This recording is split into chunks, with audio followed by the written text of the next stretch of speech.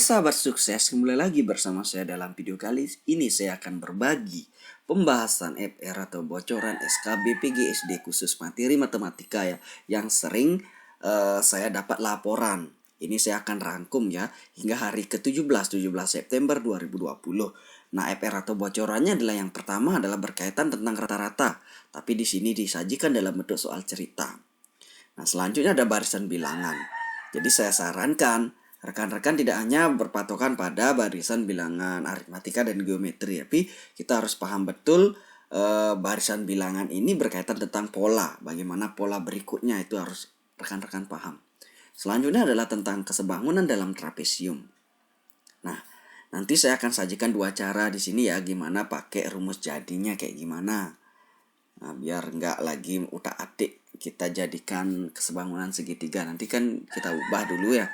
Trapesiumnya ini kita bentuk garis bantu agar terbentuk suatu segitiga. Tapi nanti cara cepatnya adalah kita pakai rumus saja.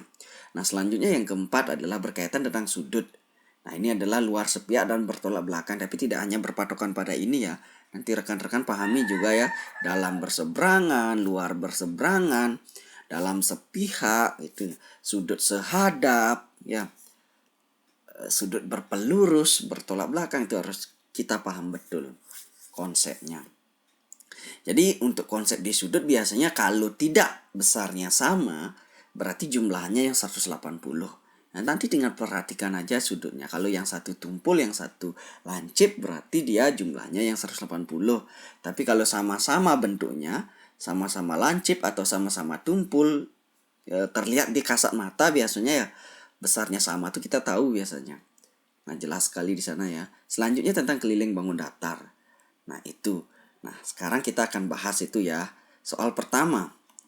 Nah, di sini berkaitan tentang rata-rata, yaitu tinggi rata-rata 8 orang pemain voli adalah 176 cm. Setelah 2 orang keluar dari tim voli, tinggi rata-ratanya menjadi 175 cm. Tinggi rata-rata pemain yang keluar itu adalah, jadi konsepnya seperti ini ya. Di rata-rata, ada rata-rata, ada jumlahan, ada banyak orang. Nah, itu berarti rumus rata-rata sama dengan jumlah. Kalau ini kan tinggi ya, jadi jumlah dari tinggi seluruhnya, dari siswanya atau dari orangnya tinggal dibagi banyak orang, itu rata-rata. Berarti untuk mencari jumlahan 8 orang ini, nah, tadi kalau mencari rata-rata kan dibagi. Kalau mencari jumlah tinggi dari 8 orang tinggal dikali aja. Tinggal 8 dikalikan dengan rata-ratanya. Oke. Nah, di sini 2 orang yang keluar, berarti sisanya tinggal 6. Nah, di sini informasi yang didapat setelah 2 orang keluar adalah 175 rata-ratanya. Berarti jumlah dari tinggi dari 6 orang di luar yang 2 orang ini berarti 6 dikali 175. Lalu dikurangi saja, tinggal itulah jumlah dari jumlah dari tinggi pemain yang keluar. Untuk mencari rata-ratanya tinggal bagi orangnya saja. Nah, langsung ke pembahasan ya. Di sini kuncinya adalah D179. Jadi jumlah tinggi pemain yang keluar adalah ini yang jumlah 8 orang dulu ya. 8 kali 176 tinggal dikurang 6 kali 175. Nah, setelah dikalikan, ini masing-masing dikalikan lalu dikurangi, hasilnya 358. Nah, sehingga tinggi rata-rata pemain yang keluar adalah, nah 358 ini adalah jumlah dari 2 orang yang keluar. Ya, udah keluar 2 orang. Sehingga tinggal dibagi 2, yaitu 179 cm. Jadi opsi D yang benar ya. Nah, kita lanjut soal nomor 2. Berkaitan tentang barisan bilangan. Ini diketahui ya, 0, 1, 1, 2, 4, 7, 13. Suku ke-10 dari barisan tersebut adalah, kalau kita lihat dari kasat mata di sini ya, ada unsur yang sama di sini 1, 1. Jadi secara logika nggak mungkin sekali nih deret aritmatika, apalagi deret geometri, nggak mungkin. Jadi kita lihat polanya 0, 1, di sini 1. Nah, kalau kita jumlahin 0 tambah 1, 1. Oke, kita simpan dulu ya. Nah, ini berikutnya 1 tambah 1, 2. Oke, cocok. 1 tambah 2, bukan 4 ya, tapi 3. Berarti nggak cocok. Oke, berarti coba kita jumlahin. Oh nih, 0, 1, 1, 2. Oke. Kita prediksikan ini jumlah ya dari 3 suku sebelumnya. 0 tambah 1 tambah 1 sama dengan 2. 1 tambah 1 tambah 2 sama dengan 4. Benar ya? 1 tambah 2 tambah 4 sama dengan 7. Oh, cocok. Berarti di sini 2 tambah 4 tambah 7 sama dengan 13.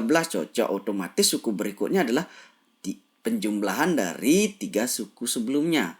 Berarti jadi untuk mencari suku berikutnya setelah 13 adalah penjumlahan dari penjumlahan dari 2, 4, dan 7. Untuk mencari 13 ini. Nah, kalau suku berikutnya berarti 3 suku sebelumnya, berarti dari 4 ya. 4 tambah 7 tambah 13. 4 tambah 7, 11. 11 tambah 13 adalah 24. Oke, ketemu ya. Nah, selanjutnya suku berikutnya berarti 7 tambah 13. Ini adalah 20 tambah 24 berarti 44. Oke, kita cek suku berikutnya lagi. 13 tambah 24 itu adalah 37. 37 tambah 44 yaitu 81. Coba kita cek, yang ditanya adalah suku ke 10. Udah ke 10 nggak? 1, 2, 3, 4, 5, 6, 7, 8, 9, 10. Oke, jadi suku ke-10 adalah 81. Jadi inti dari ini, jadi kita nggak secara langsung kadang-kadang kita temukan ya polanya. Jadi kita harus berpikir lagi pola yang cocok. Nah, kayak saya tadi, percobaan kedua baru cocok ya. Ternyata jumlahan dari 3 suku sebelumnya. Kita lanjut ke soal nomor 3. Ini yang saya katakan. Ini adalah berkaitan tentang kesebangunan tapi dalam trapesium. Jadi perhatikan panjang EF. Jadi EF-nya ini yang tengah ini pada gambar di atas adalah ini diketahui 6, di sini 9, di sini 2, di sini 4. Ini FB-nya. Nah, untuk menerapkan konsep kesebangunan berarti kita akan ambil garis bantu di sini. Kita bentukkan dia adalah jajar genjang. Berarti kita tarik ke sini sehingga akan terbentuk jajar genjang. Oke. Jadi jajar genjangnya seperti ini. Terus, konsep jajar genjang ini bagian alas dengan atas kan sama. Atasnya ini 6, di bawah juga 6. Karena di sini 6, otomatis di bagian ini. Di bagian ini adalah 3. Paham ya kenapa ini 3? Karena yang ini 6. Ininya 6, berarti 9 kurang 6 berarti 3. Oke, dapat dah segitiganya di sini. Nah, ini karena belum diketahui ya. Jadi yang sudah diketahui kan yang ini. Ini 6, ini juga 6. Ini juga 6. Otomatis untuk mencari EF berarti tinggal 6 ditambah yang belum diketahui nih. Nah, ini kita sebut saja di sini variabel X ya. Ini kita sebut X, pakai dah kesebangunannya. Berarti konsep kesebangunannya ada 2 segitiga di sini ya. Berarti alas segitiga yang kecil X berbanding alas segitiga yang besar, nih ya. X berbanding ini 3 cm sama dengan ini sisi samping dari segitiga kecil ini 2 per sisi samping dari segitiga yang besar. Berarti dari sini ya menurun ini terus ini adalah 2 tambah 4 yaitu 6. Kali silang nih X-nya sama dengan kali silang ya. 3 kali 2 tinggal dibagi 6. Berarti 2 kali 3 ini adalah 6. 6 per 6 berarti X-nya sama dengan 1. X sama dengan 1 dapat dah untuk EF-nya ya. EF berarti tinggal 1 ditambah ini 6. Sehingga jawabannya 7. Ada nggak cara lainnya? Ada. Untuk mencari EF ini konsepnya ya. EF ini adalah kali silang dia. EF sama dengan DC ini bagian atas dikalikan dengan yang ini, bukan dikalikan dengan 2 tapi dikalikan dengan FB. Rumusnya ya, silakan dicatat ya kalau pengen tahu. Rumus EF sama dengan DC dikali FB, ini kayak menyilang. Dah, selanjutnya ditambah AB dikalikan dengan CF. Jangan dikalikan dengan yang di bawah. Ini bersilangan ya, kayak bersilangan. Nah, setelah itu tinggal dibagi ini CF ditambah FB. Nah, oke, kalau kita pakai itu tinggal ini ya. 6 kali 4 itu 24 ya. Tambah 9 kali 2 18. 24 tambah 18 adalah 42. 42 tinggal dibagi CF tambah FB yaitu 2 tambah 4, 6. 42 bagi 6 adalah 7. Jadi sama aja ya. Oke, kita lanjutkan ke soal berikutnya. Soal nomor 4. Nah, ini dia. Nilai Y pada gambar di atas. Oke, ini yang saya katakan tadi. Kita harus paham betul dengan konsep ini.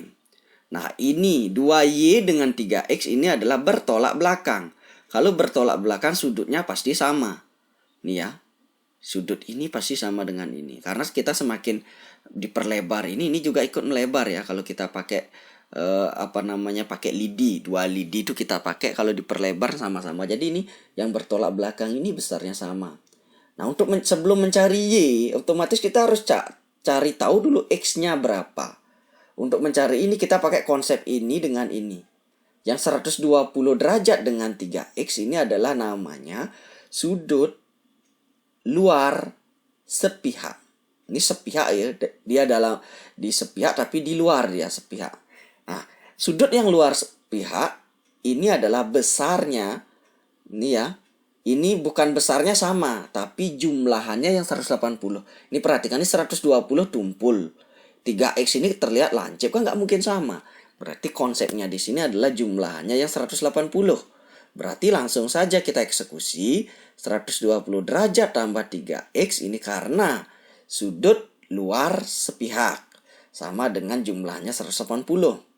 Berarti 3X sama dengan 120-nya pindahkan ke kanan. Dari positif menjadi negatif. Berarti 180 kurang 120 adalah 60 derajat. Nah, udah stop sampai di sini. Berarti konsep ini kita nggak perlu cari X ya. Kita langsung aja dihubungkan ke sini. Nah, dari di sini sudut yang bertolak belakang jumlahnya sama. Berarti 2Y derajat sama dengan 3X derajat. 2Y derajat sama dengan 3X derajat. Kita ketahui 3X derajatnya ini sama dengan 60. Kita ganti 60. Berarti 2Y sama dengan 60. Y sama dengan tinggal dibagi 2. Jadi Y-nya adalah 30 derajat. Jadi nilai Y adalah 30 derajat. Seperti itu. Nah, selanjutnya soal nomor 5. Keliling bangun pada gambar di atas. Nah, perhatikan gambar keliling bangun pada gambar di atas. Nah, keliling ini ya. Berarti kita ini keliling dari setengah lingkaran ditambah ini keliling alas yang 20 sama yang samping-samping. Jadi yang kita belum punya adalah yang samping-samping ini, keliling bangun ini. Yang ini samping-samping belum ya. Tapi di sini dari sini ke sini kita ketahui ini 11. Ini 11. Berarti kita akan pakai, caranya adalah pakai di sini yang diketahui di sini udah jelas ya. Untuk lingkaran ini, setengah lingkaran ini adalah jari-jarinya 7. Berarti secara serta-merta kita dapat menemukan keliling dari lingkaran ini. Ini bagian atas ini. Jadi setengah lingkaran ya. Keliling setengah lingkaran. Nah, kalau keliling lingkaran kan 2πr. Kalau setengah lingkaran pi kali r saja ya. Pi kali r. Berarti 22/7 kali 7 sama dengan 22. Jadi keliling ini 22. Udah 20. Tinggal nyari ini. Ini karena belum ada kita pakai konsep Pitagoras. Oke, Pitagorasnya kayak gimana? Diperhatikan di sini kalau kita tarik di sini ya. Ini tarik turun. Ini tarik turun. Karena ini 7 ya. Ini 7. Berarti ini garis tingginya yang ini adalah 7 dikurang 11. Berarti di sini 4. Berarti tinggi trapesiumnya ini adalah 4. Oke. Di sini 4. Nah, di sini perhatikan. Di sini 14. Berarti kalau kita tarik dua garis tinggi, otomatis di bawahnya juga 14. Berarti sisa yang ini ya, lebih sedikit di sini, lebih sedikit ini. Ini 14, ini 20. Berarti kan 6. Berarti 6, berarti samping kiri, samping kanan adalah masing-masing adalah 3. Ini 3, ini 3. Sehingga cocok ya 3 sama 14 jadinya 20. Oke, tingginya yang ini trapesiumnya 4, di sini 3. Jelas sekali ya, 4 dengan 3 ini adalah triple Pitagoras. 4, 3 pasti miringnya ini 5. Nggak perlu kita hitung kayak gini. Ya, jadi dapatnya adalah triple Pitagorasnya kalau 4, 3, 5. Sehingga kelilingnya ada 20 tambah 5 tambah 5 tambah 22, yaitu 52. Ini 52 cm.